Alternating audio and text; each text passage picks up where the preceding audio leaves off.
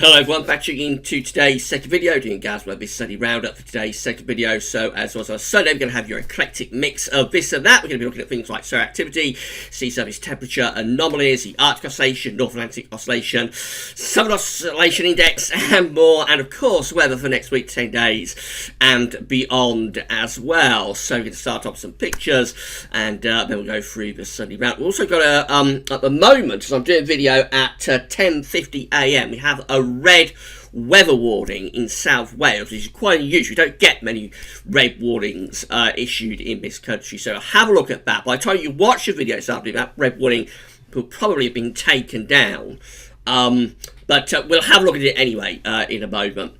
Before I get on with all of that, though, just to say that the first update up to date was the 6th Spring 2020 Analogs update. We've only got one more Analogs update to do next week, and after that we've got to release the spring forecast in a couple of weeks' time. So getting very close now to the end of the updates for spring.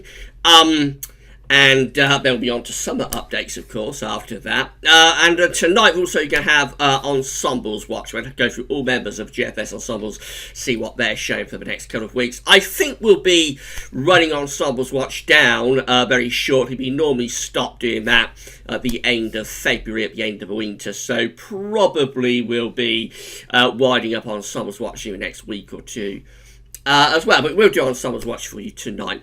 For anything else, they're going to have a look at some pictures that were sent through earlier in the week. So if you would like to have your pictures featured in the videos, then all you need to do is email them to gazovers@gmail.com, share them with us on our social media accounts, or post them in the comment box at Gazovers. I'm always happy to feature your pictures in videos when we get a little bit of time to do them. We've still got some pictures from the snow showers that we had earlier in the week at the start of this week, so we'll start there.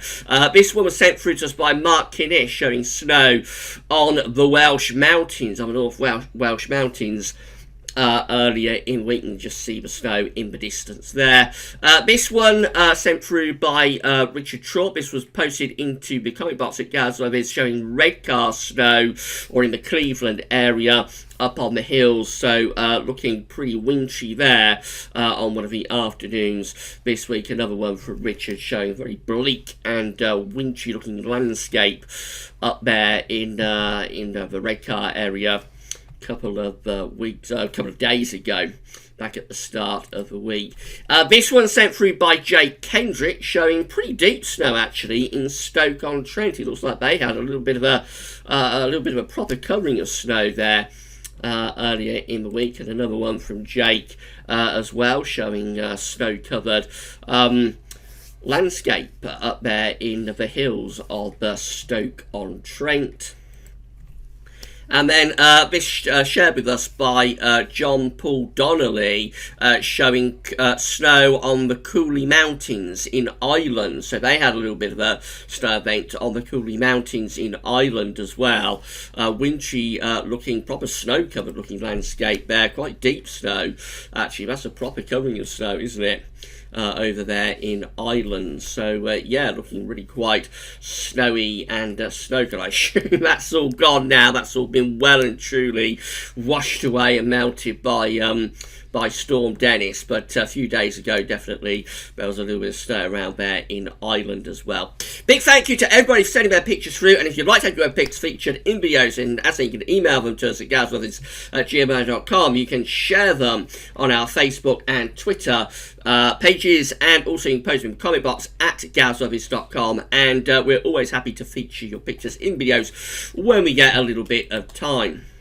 This is the latest radar picture from Gazovers.com. So we are starting to see things sort of winding down a little bit with Storm Dennis, but he's still very, very wet across many southern parts of the country, as expected. The big story with this storm has been rain, very heavy rainfall overnight, and still pouring with rain down across many southern, southwestern parts of the country. It's actually pushed back a little bit further northwards compared to where it was a couple of hours ago. It always looked like it was going to take a long time to clear this rain away, that it was going to struggle to get away from the south and southeast, and it's proving to be the case as well. And from the bright colours you can see there's some very heavy bursts in there as well.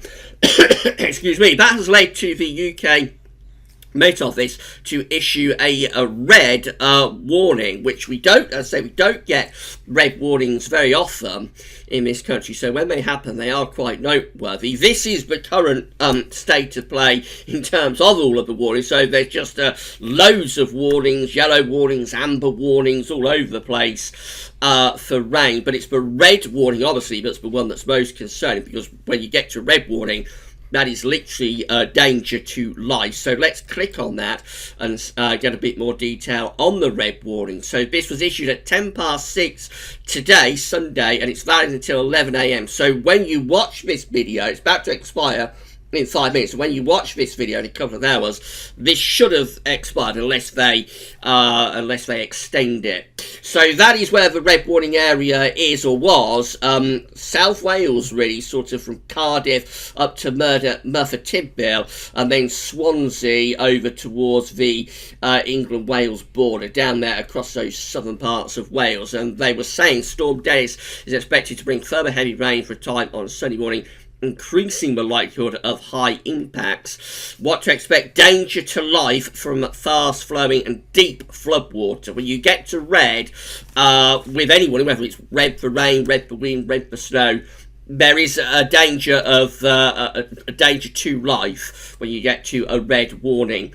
You go up the scale, so red is as far as you go. It's as bad as it gets. Extensive flooding to homes and businesses likely, collapse and damaged buildings and bridges, road closures and bus and train service delays and cancellations, dangerous driving conditions because of spray and flooded roads, loss of power and other essential services such as gas, water, mobile phone services, and communities could be completely cut off by floodwater, perhaps for several days.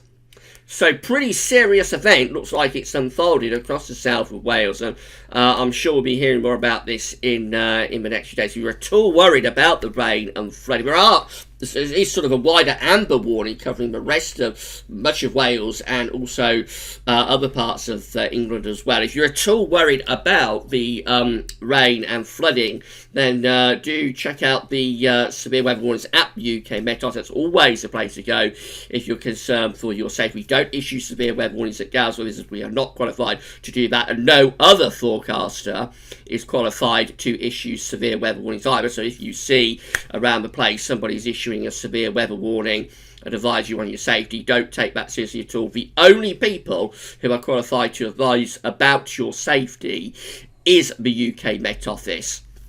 And so that's the place to go to check out those warnings from them. And also, of course, go to the Environment Agency if you're close to river or stream and you're worried about flooding. Go to the Environment Agency and have a look and see what they are saying. Things should start to ease across southern parts of the country through the course of the day. Rain will gradually move away. Going to turn very windy then later on up in the north. Finally, tomorrow we will be rid of the impacts of Storm Dennis, although we'll be left with a windy and showery type day. Right, so this is how the solar disk is looking on our side of this today from solarham.net. We have a completely spotless solar disk. There are no sunspots on the solar disk at all today, so therefore solar activity is at very low levels and is expected to remain at very low levels for the next 3 days at least. Of course, we are in solar minimum at the moment, so we see this very often, that solar disk doesn't have any sunspots another one of those days, indicative of solar minimum. This is the GWV Solar Activity Tracker sent through by our good friend James Ackrill, updated to yesterday, to the 15th of February.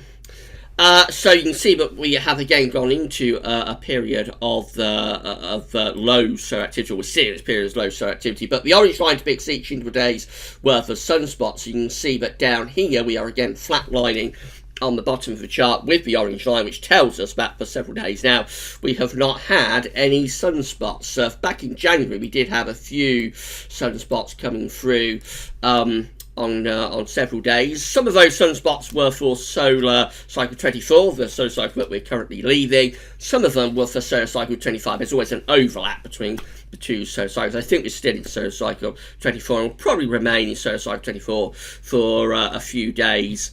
For a few weeks or months, I should say.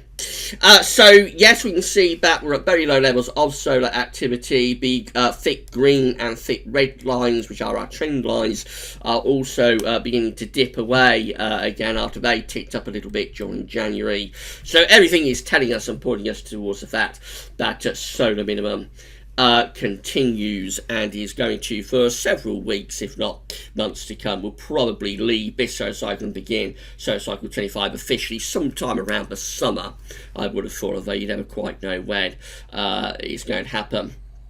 Big thank you to James for sending that through. Now, this is going to be the last time that you see the solar activity tracker for a little while, because James has got to take a break. James is going into hospital to have an operation in the next few days, and it's going to involve quite a prolonged recovery period. So you won't be seeing the solar tracker from James for a little while.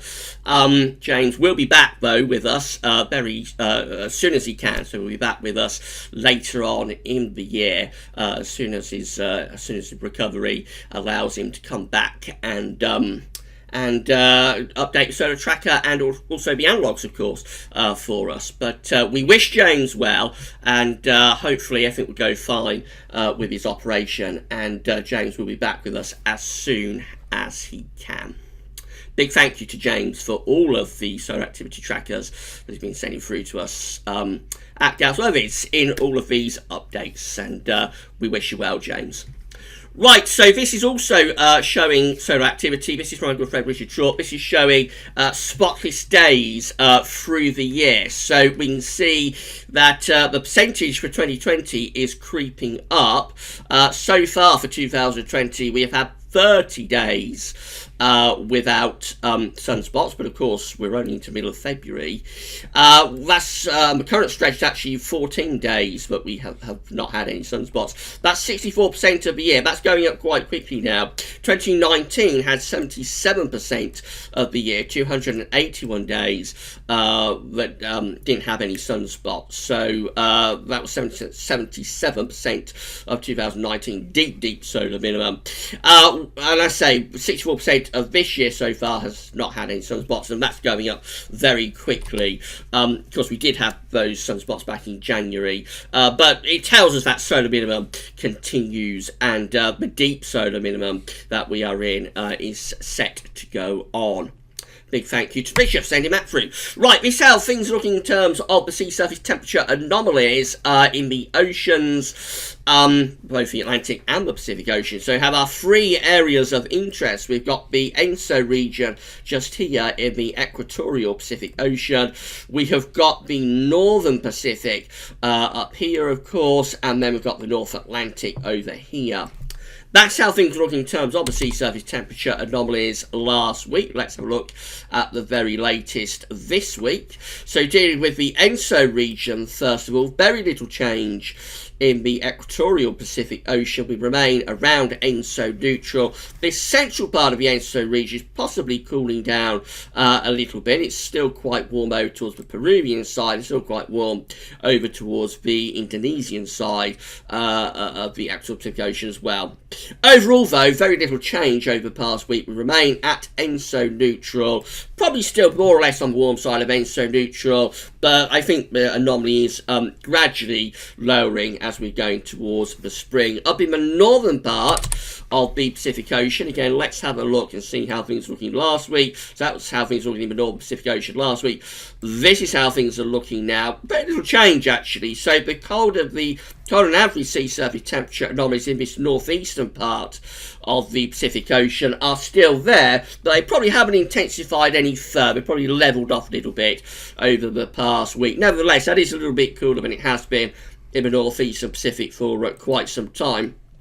And just here, a little bit further south into the North Pacific Ocean, kind of off the coast of America, it's got a bit colder there as well. Generally, the Pacific, both in the north and in the south, so generally Pacific, both up here and down here, looking a little bit colder than it has done for a while. I think this year could be could have a slightly colder Pacific Ocean than we've seen for a while. Whether that will be enough to take us towards a La Nina, towards a cold event, that remains to be seen. And we won't know for definite with that until later on into the year, sort of end of spring, early summer. But definitely it looks like the Pacific Ocean is slightly cooler, particularly at the moment, compared to how it's been over the past few years. In the North Atlantic, very warm sea surface temperature anomalies down here off the coast of Africa, moving into the tropical Atlantic. If that was to continue into the summer, then obviously, particularly if we was to go into a La Nina through this summer, if we was to keep these warmer than average sea surface temperature anomalies through here, then that could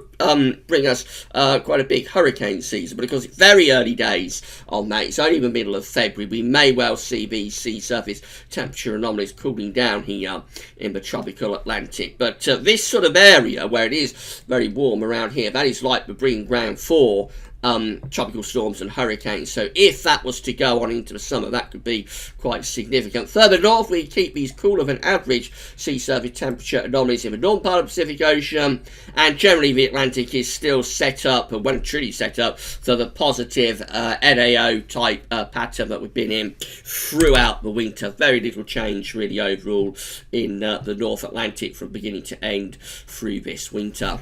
This is the SOI, the Southern Oscillation Index from Queensland Government, which is part of the Bureau of Meteorology. So the SOI is just an index that's reflecting the atmospheric state in the Southern Pacific Ocean.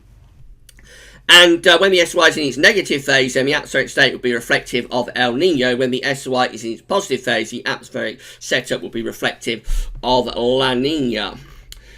So this is a 30-day SOI average, beginning with that. So back around the middle of January, we had a very negative SOI 30-day average. By the end of January, though, it had gone up quite substantially, just into positive territory. Through February, it's actually dropped down a little bit. Again, not as negative as it was with the SOI 30-day average back in the middle of January, but nevertheless, it has dropped back a little bit from the lift-up that we saw towards the end of January. So the SOI is measuring air pressures between Tahiti and Darwin. So these are the air pressures, this column just here for Tahiti, and these are the air pressures in this column here for Darwin, and then this is your overall SOI number. So a few days ago we actually had some quite negative SOI returns, quite positive SOI returns I should say. So for example, we have the 9th of February at +3, and we have the 10th of February at +9, and we have the 11th of February at +3 again. So that's kind of reflective of a La Nina type state. But in more recent days, the SOI has tended to go more negative again. So we've had some very negative numbers appearing. 13th of February goes down to -12, 14th of February goes down to -17, 15th of February goes down to -21, 16th of February goes down to -18.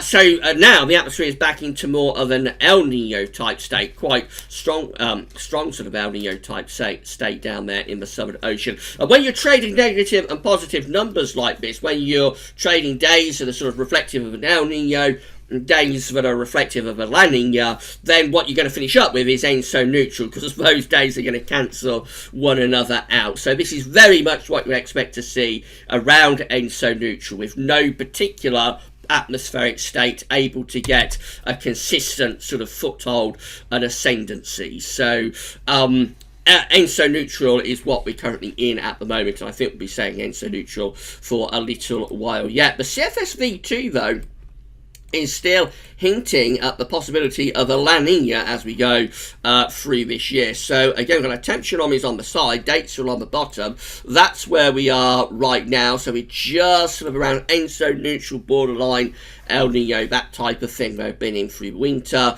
Look how this black dash line though starts to drop very quickly as we get beyond April. So up to April we keep around ENSO neutral, but from April into May and then into the summer we see quite a collapse actually going on with that black dash line. That's the ensemble mean, and to go into a La Nina we've got to go to 0.5 degree below average.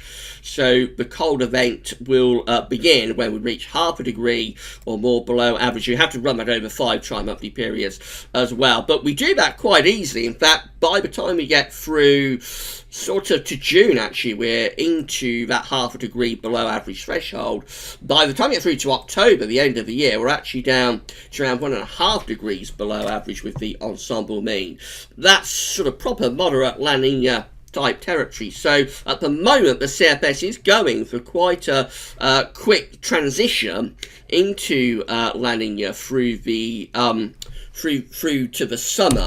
Now, when you get a very quick transition to La Nina, sometimes that can be a problem for summer because it can generate northern blocking. That's something that we saw back in 2007. You remember the washout summer that we had in 2007? That had a very quick transition into a moderate La Nina through the spring and early summer of 2007.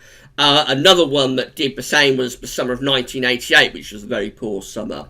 So this will be something to keep a very close eye on when we come to do the summer updates. We'll be beginning summer updates early in March. We will have to keep a very close eye on what's happening in the ENSO region, whether this La Nina is picking up through the spring and taking off. If it does, as I say, it could cause some problems for the summer. If there's only a very slow transition into a weak La Nina, though, that's much less of an issue. And for example, 1995, a very hot and dry summer of 1995, had a slow transition to a weak La Nina.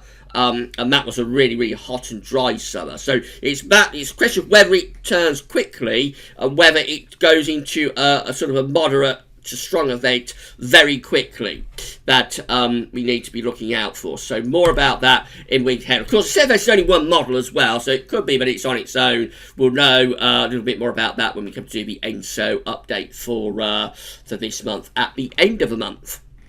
This how things looking with Eurasian snow cover, so still goes on struggling for snow across Europe. We can see that Russia is snow covered, as you'd expect, in the depths of winter, of course. But really, again, it's a very poor scene for snow cover across most of Europe. We do have some white areas, some white patches. They're primarily over high ground mountainous areas like the Alps, where you'd expect to have snow cover. But on lower ground and quite widely across much of Poland, for example, snow-free, Germany, snow-free, all of those sort of areas where you'd expect to have quite a lot of snow, even large parts of Ukraine looking quite snow-free as well. So all of those areas where you'd expect to have deep snow cover in Europe in the middle of winter, it continues to be the case that we are very, very much struggling for snow cover this winter. Even large parts of southern Sweden snow-free. So it's a pretty grim winter, this, for snow cover. And here in the UK, of course, we have struggled for snow this winter, but we're not alone. Many parts of Europe have been struggling with us. Arctic sea ice extent is continuing to do a little bit better, though, with this very zonal winter. So, of course, when you've got this very zonal type pattern, you keep the cold air bottled up over the Arctic and over the North Pole, and it's not able to escape down into the mid-latitudes, which means you start to freeze up the Arctic very significantly. This blue line shows this year's snow extent where we are right now. Actually, in the past few days, it has ticked down ever so slightly. But if I put in the long-term averages, so you can see 2011 to 2019, that's this other blue line, we're above that. So we have done better for snow extent anyway, maybe not for thickness, but we have done better for snow extent in the Arctic, ice extent I should say, in the Arctic this winter compared to the 2011 to 2019 average. We're more or less on a par with the 2001 to 2010 average as well. That's that darker coloured line, so you can see how the blue line and the darker coloured line have kind of converged. So we're doing okay against 2011 to 2010, the Arctic sea ice extent as well. But of course, we're lagging well behind 1991 to 2000 average. We're lagging even more behind the 79 to 1990 average. So, I mean, it's only one winter. It may not be sustained into the summer anyway, particularly if we start setting up northern blocking. We would likely get a very big melt season again this summer. But for the moment, sea ice extent has improved a little bit for this winter as part of the very zonal and positive AO, NAO type winter that we've been in. Talking of that, this is how the Arctic Oscillation observed and forecast chart is looking. So black line shows where we've been with the Arctic Oscillation, red lines at the end where the GFS ensembles are forecast the Arctic Oscillation to go.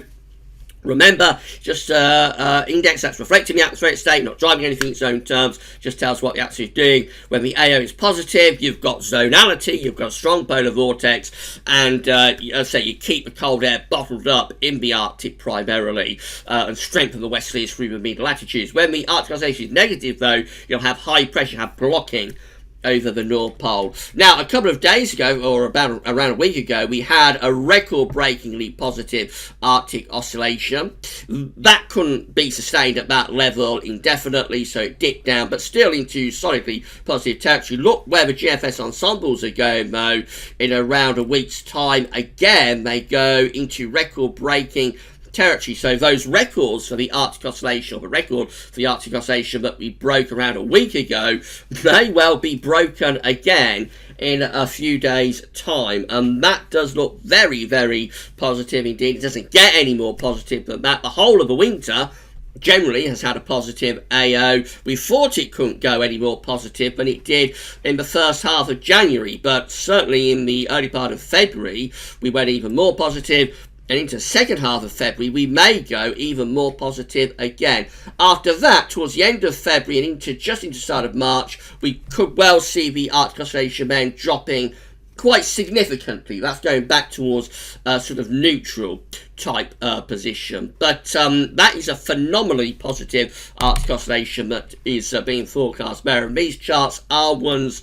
to look back on, because we won't see a winter with with an AO as positive as this all that often. That has been exceptionally positive. It may get even more positive with the AO if it's possible in the next few days. At the same time, the NAO has also been in its positive phase as well. Not record-breakingly so, but from beginning to end through this winter, more or less, we've had a positive NAO as well. This time we're reflecting the atmospheric state in the North Atlantic, of course.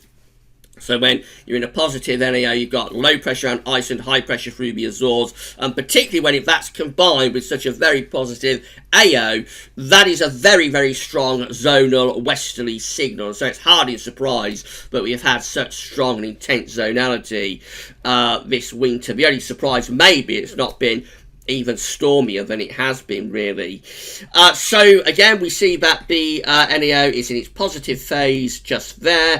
GFS ensembles keeping the NAO positive for the next week to 10 days. Beyond that, possibly a little bit of a reduction towards more neutral type territory, but even then, generally on the positive side of neutral. So all of the indexes, from an index perspective, from an AO NAO perspective, it looks like the westerlies are very much going to continue. Right, let's do some forecasting then finally, and we're going to look at GFS upper air temperature precipitation ensembles next couple of weeks. For London, so red line is a 30-year upper air temperature average for London. Very mild at the moment. That's the other thing with Storm Dennis. It has brought in some exceptionally mild with it. Temperatures will be dropping from around now onwards, though. A little bit of a colder snap coming up through the first half of this week will certainly feel a little bit more seasonal, and there will be some more snow showers in the north and west. Towards the end of this week and into next weekend, temperatures are lifting up again, taking off once more, and then through the last week of February, those temperatures begin to drop down. Precipitation-wise, very wet at the moment, of course, a real deluge going on with Storm Dennis. Once that's out of the way, just generally showery, I think. So never truly settling down, never a protracted period of dry weather, but also not as wet as it has been, just sort of showers and showery periods, maybe some longer spells of rain coming and going, never truly settling down. It looks like the wait for an extended period of dry weather goes on. Maybe this is for the far south of the country, and the north will be more unsettled than that showing, of course. Temperature anomalies from the 16th to 24th of February, above average. Going to be another mild of an average week coming up. Rinse, repeat, as it has been throughout this entire winter. Precipitation anomalies from the 16th to 24th of February, still wet on average. That, of course, is encompassing today's deluge. So from tomorrow onwards, they should start to trend a little bit drier, these precipitation anomaly maps. Over in America, it's got a little bit colder there. They've had a very mild winter as well in eastern parts of the states, but it is a little bit cooler than average over in eastern parts of America, with temperature anomaly in the weekend. Very cold still up in this northwestern part of America. It's been a cold winter there. Precipitation-wise in America, many of the states are looking dry, actually. Right, so this Hubbard GFS midnight run is looking for Wednesday. We're into a slight dry down Wednesday under this little transient bump of high pressure, but the next low is waiting in the wings. And then as we go through into Thursday, we're back to wet and windy weather again. Then a north-south split setting up at the end of the week into next weekend. So very deep low pressure continues in the northern latitude. That's all the polar vortex, all this pink and purple up here. That's the polar vortex. That's where the cold air is being kept locked into, and that provides sort of energy for stormy conditions. So for the north into next weekend, probably quite stormy, but we are also strengthening the Azores high down across France. And so for the south, for England and Wales, that probably keeps us a little bit drier next weekend. It's a very mild pattern as well. You see how the isobars are backing up, out to the Azores. So this is a very mild pattern setting up for next weekend. We saw it a moment ago on the ensemble graph. Very mild pattern. Most unsettled in the north. Dryish, but not completely dry down in the south. Up to day 10, that's how we're looking. So again, a little bit of ridging across the south. More unsettled up in the north. It's trying to settle down, I think. We're trying to build off some high pressure, but the jet stream and the polar vortex are just so intense that any ridge is going to struggle to build up from the south. In the more extended range, eventually a bit of a cold snap as we get through to the end of this exceptionally mild winter. You wouldn't believe it really, but we end this exceptionally mild winter with a little bit of a cold snap. Winds turning to the northwest and probably bring some wintry showers in from the north. Actually a northerly there, haven't had many of those, but a genuine northerly on Saturday the 29th of February, probably cold enough for snow showers in northern eastern parts of the country, but only a one-day wonder, and by the time we get through to the 1st of March, we're cutting off the northerly, high pressure toppling, and we're going back into that westerly again. That's how we look as far as we can go with this GFS run, which is to the 3rd of March. Overall, milder again. Mainly dry in the south, a little bit more unsettled in the north. As we've been talking, the 6 o'clock GFS run has been updating, so we'll just have a very quick look at that. I haven't got the charts set up for the 6 o'clock run, but it's easy enough to look at it. So that's how a 6 o'clock run is looking for Saturday. Again, north-south split, most unsettled in the north. Looking windy for all areas, and no doubt very mild as well. In a week's time, this is how the 6 o'clock GFS run is looking. Again, dry in the south, most unsettled up in the north. Let's skip on, shall we, to day 10.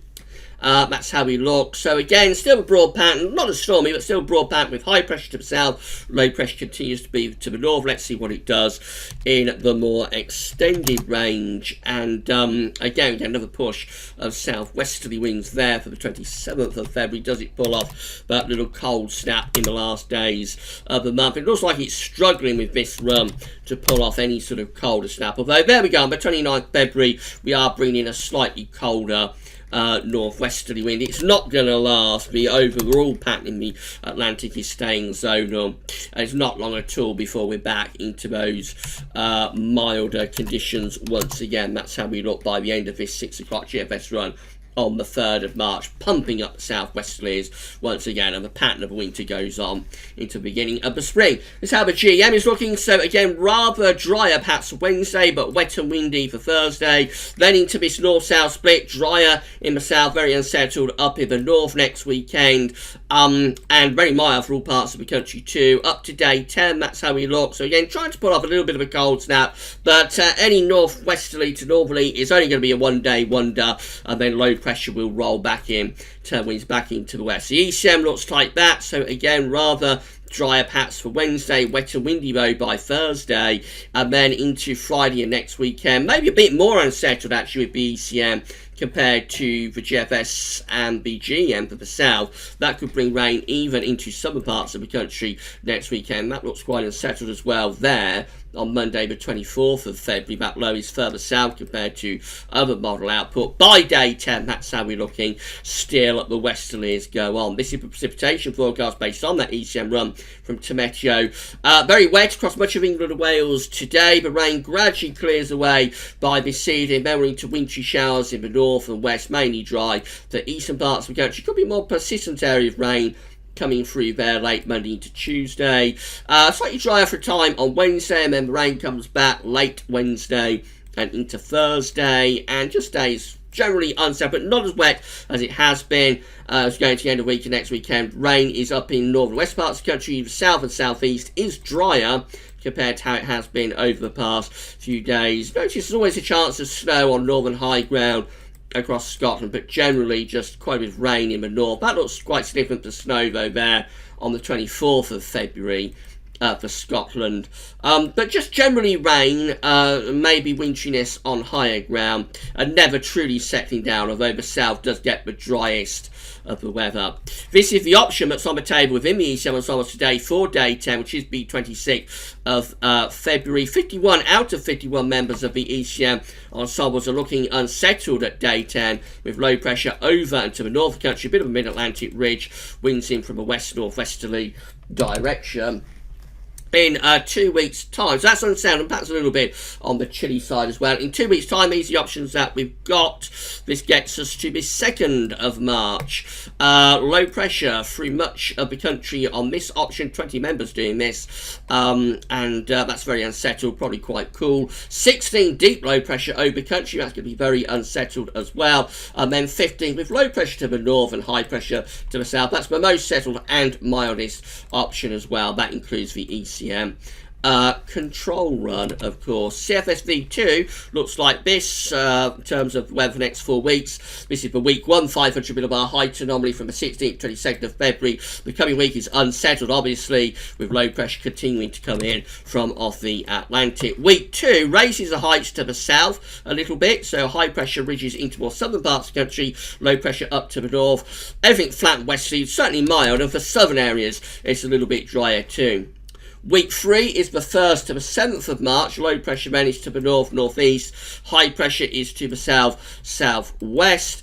Just take up a little bit more of a northwesterly, perhaps, then driest conditions would be in the south, of course. And then week 4 is the 8th to the 14th of March. Low pressure is to our north-northeast. High pressure still routed to Spain. That's trying to turn the winds into the north to northwest. It's trying to get things colder, but until the heights fall to the south, until we get the high pressure away from Spain, then we would stay generally flat and westerly, and any cold interludes will be short-lived. This is how March overall is being forecast by the CFSV2 with 700 millibar height anomaly for March. High pressure centred to our south, low pressures up to the north, winds are in from the west-southwest. So you're seeing more of a high pressure signal for March, but still westerlies go on really, still remains quite mild. Temperature anomalies are above average. The only difference is that it's not as unsettled as it has been. It isn't as wet. Precipitation anomalies are closer to average, but still overall very Atlantic driven.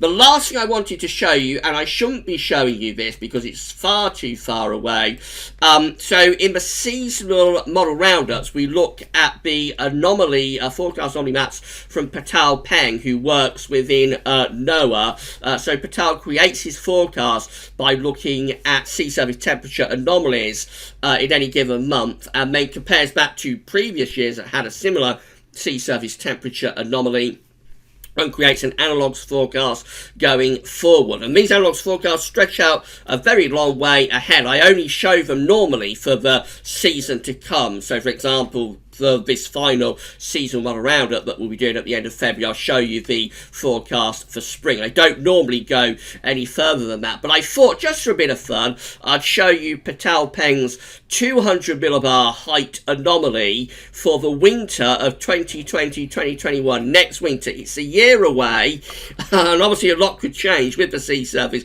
temperature anomalies between now and then, but look at that, totally different winter compared to this one. Patal Peng's analogues at the moment are forecasting extensive northern blocking and a southerly tracking jet stream with low pressure coming across the Atlantic into southern Europe. That's the 200 millibar height anomaly for 2020, 2021, December, January, February. This is the anomaly for January, February, March 2021. And again, look at all of that northern blocking. Low pressure is down there with the jet stream 2. We'll be pulling in easterly winds, and it looks like a very, very cold and wintry setup for next winter. And actually, Patalpeng's temperature anomaly for the winter of 2020-2021 is colder than average. Substantially so, not just for the UK, but for most parts of Central and Northern Europe as well. And that goes on into the January, February, March 2021 temperature anomaly as well. In all of the years I've been looking at Patalpeng's analogues, and before him, you'll remember Hugues van den Doel, who used to do this, but he retired and Patalpeng took over. In all of the years that I've been looking at both Hugues and Patal's temperature anomalies, I've never seen a forecast as cold as that.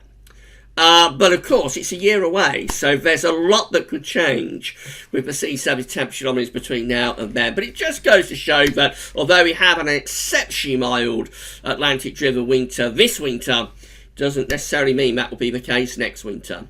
Right, been a very extended study round today, 40 minutes. Hope you found it interesting and informative. Please like the video and let us know that you enjoyed it in the comments. Subscribe to the channel, GWV's YouTube channel, and you'll be able to see more content like this very soon. That's all for now, though. We'll be back later on Ensembles Watch, by the way, this evening. That's all for now, though, and thanks for watching.